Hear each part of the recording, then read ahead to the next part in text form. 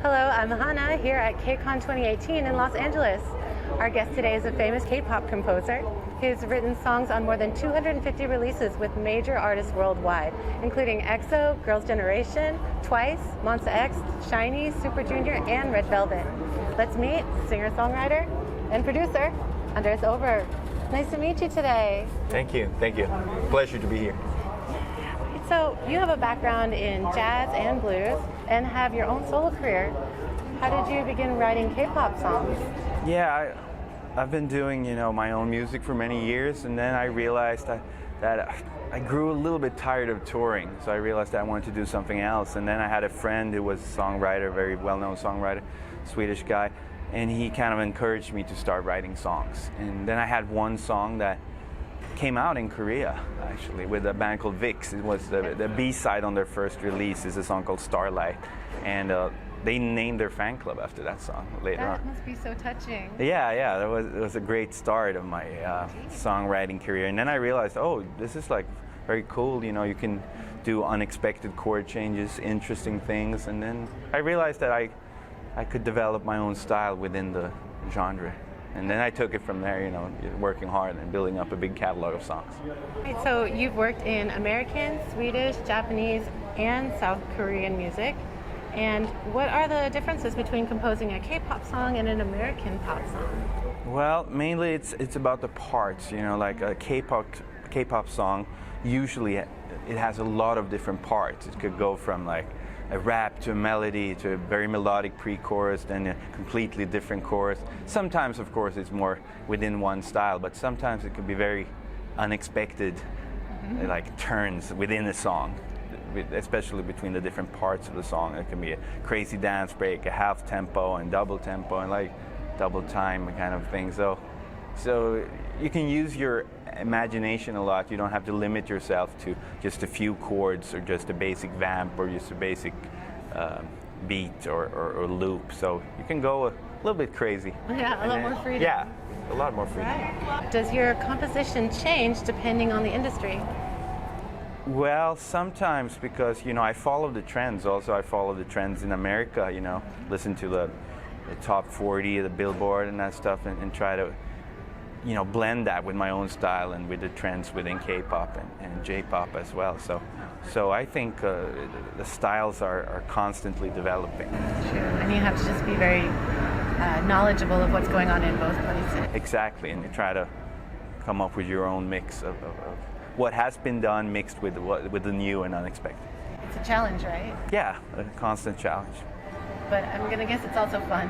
It is fun. I do something I really love to do, so fortunate to. All right, so also, how can fans of your music recognize a track that is your specific style? Are there any stylistic elements that incorporate in all your songs?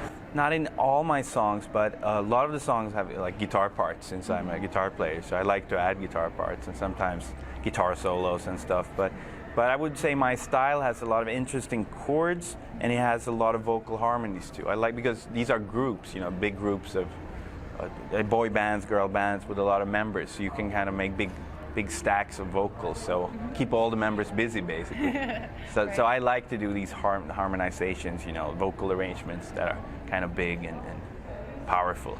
So that's real advantage of what you've got. Exactly. But take us through the process of writing a K-pop track.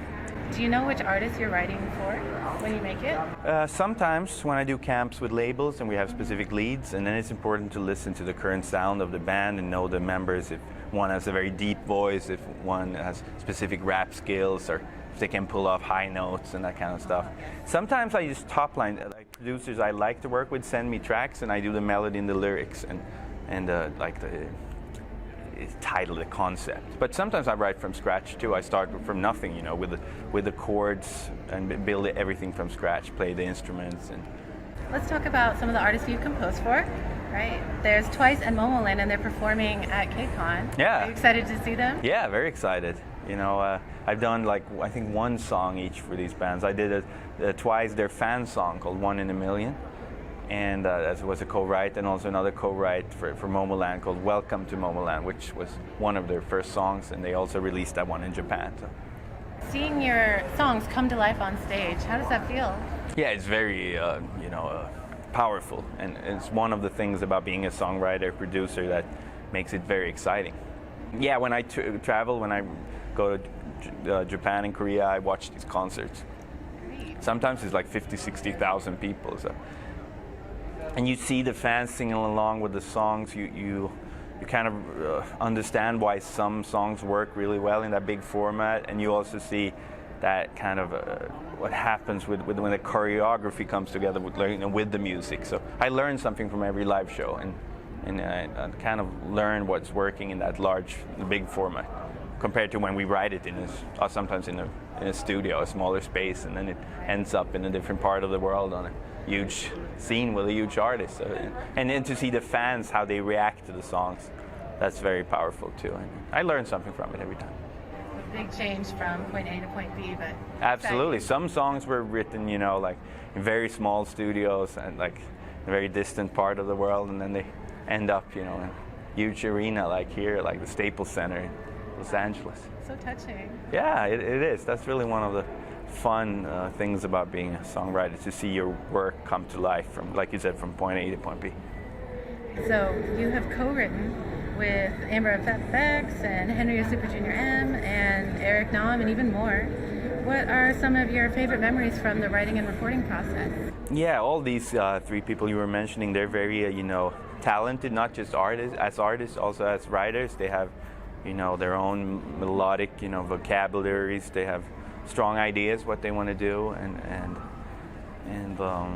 I've done some sessions with all of them separately, and I have great memories from all those sessions. And Eric, I saw him recently in LA. Like, we didn't write together then, but he did a U.S. tour, all over the U.S. So he stopped by in Hollywood, and we had lunch, and we caught up a little bit. So he's a nice guy. So always a pleasure. It's nice that you have that relationship just outside of songwriting too. Yeah, with some of the artists, especially the ones that are fluent in English, it's easier to, of course, create a friendship and get to know each other even outside of the studio. Some of the artists I've written for I've never met, because we've sent files, but most of them I have met at some occasion, at some concert, in the studio, or a co-write, or. And so your work received multiple major Korean awards, and your Girls' Generation song was an all-kill. So where do you go from there with the next step in your career, your next goal? Yeah, the great thing about this genre that we call K-pop is that there are always new artists emerging, coming out, always new styles. Now I did a camp with SM Entertainment for 2 weeks in Seoul, and some of the leads were, very unexpected genres. It's not just make another K-pop song. It could be, anything. It could be inspired by jazz or bossa nova or different. It could, basically anything, because the artists want to show. They're very diverse. They want to show different sides of their artistry. It's not like in America. Sometimes one artist sounds like one specific way, and that's it. That's what people want to hear. But for instance, this band called NCT that I did a song for, most of their singles are very strong, powerful, dance, a lot of choreography. But then the song I did for them was a very happy kind of 90s sounding song called Once Again, and they pulled that off great too. But it just shows that there are many different faces of each artist and group within the K-pop world. So there's still lots more potential. Absolutely. There's always something new to do and always something new to learn, and I'm happy to be part of it and involved and try to do my best to contribute to this genre. So along that line, is there a K-pop song that you are the most proud of? Well, since I've done so many, but there's sometimes, songs when everything comes together musically, and I feel like I've done something very cool and unexpected musically. And that one of them is a ballad by Red Velvet called One of These Nights that I wrote with a Korean composer and with a Swedish producer-songwriter called Maria Marcus. And that song is very dear to me because I have memories from that session, and I think they really interpreted it in a great, an emotional way, and they did a very cool video too. So I'm very proud of that song. As we've even observed back at the office, playing it in the office, and we love this song. Oh, yeah. Red Velvet, these days they release a lot of up-tempo, different genres, but I think the fans really love that song, and a lot of members of other girl bands that I met in Korea, they always say, oh, that song, like One of These Nights. So it's cool. Another great work. Thank All you. right, so another question. where do you hope to see K-pop go in the coming years? I would like to see more of the collaborations with the Western artists, with American artists. You know, we see that already a little bit, you know, with DJs and with some singers, but even more mainstream. Why not like Justin Bieber together with one of the SM bands? Or like that would be the ultimate, you know, collaboration between the biggest stars in America and the biggest stars of K-pop, and do something cool and interesting. And at that moment, you just got to make sure that you're the one involved. Yeah, of course. All right. And then, who is your favorite K-pop artist to compose for? And there are many great ones, but personally, I always loved writing for SHINee, and that's the band I've done the most songs for. I've done 13 songs for the band, and 3 for their solo projects, so 16 songs in total for the members of SHINee. So of course, those songs are dear to me. I love their vocals and the way they sound, you know, the vocal arrangements. And I think they've done some really cool versions of my songs. And I've seen them a few times, you know, performing. I met them in the studio, but the dearest memory to me is from Tokyo Dome in front of like 60,000 people in 2016, when I actually had like, I think 7 songs or 8 songs on the track list, like a set list. So there were a lot of my songs in that specific, you know, show.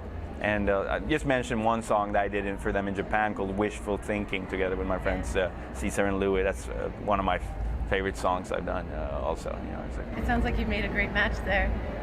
Yeah, you know, SHINee, I always like working with them. I had one song on their last release, or not the latest release that came out now, called Retro was the name of the song. So that was cool.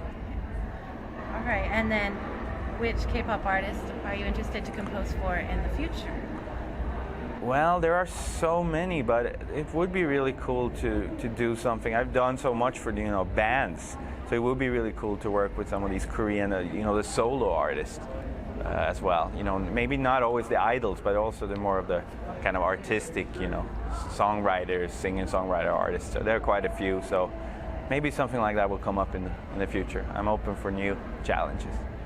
That's wonderful. All right, so I want to talk about something that you're doing outside of songwriting for K-pop. You've got a special project going on?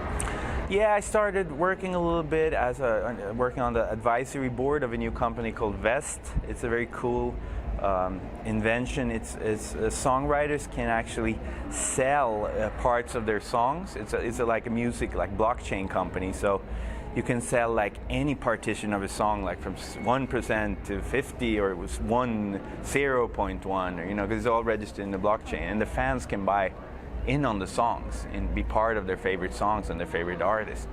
And Vest is really growing, not just within K-pop, but I'm helping them with some connections within the K-pop world, and they just opened an office in Korea with like 15-20 people. So I visited the office, and there might even be some original songs coming out just for Vest. So I got introduced by my friend Andreas Carlson, who is a very world famous songwriter, who did a lot of the Backstreet Boys and sync songs back in the day. So he's part of that. He's working very closely with that company, so I'm glad to be part of it. So you can check it out online, you know, Vest, VEZT. VEZT, right? Wow. Like invest, kind of, but without the, yeah, but without the in, yeah. Right, I can see there's probably a lot of prospects there. It's exciting. Yeah, because, you know, the old way of getting money as a songwriter, getting royalties, you know, you have the publisher, sub-publisher. It takes a while to collect. You can wait like a year, sometimes more, to get royalties, and now you can actually just get paid like basically in real time or very quickly. That's so it's nice with some other options and to speed that process up, because it's kind of like an old school system to wait that long. For some writers have to, you know, take advances just to, you know, be able to work until they get the royalties and stuff. So it's a cool invention. I really believe in it. It's definitely something to look into. Yeah.